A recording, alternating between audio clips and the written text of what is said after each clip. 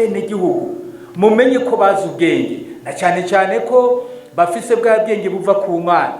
None wewe wohera he uvuga yuko umwene gihugu ari we yoba atabufise mugabo ukabufise?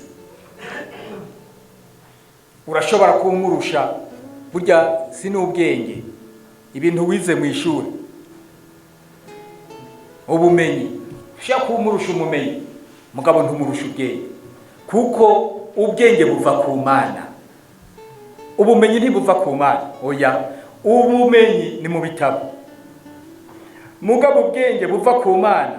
Nta kuntu twese Imana yaturemye idukunda woza kuvuga yuko bamwe bazi ubwenge wowe ukabuza ubwenge mugabo bene gihugu uyoboye ari bijuju.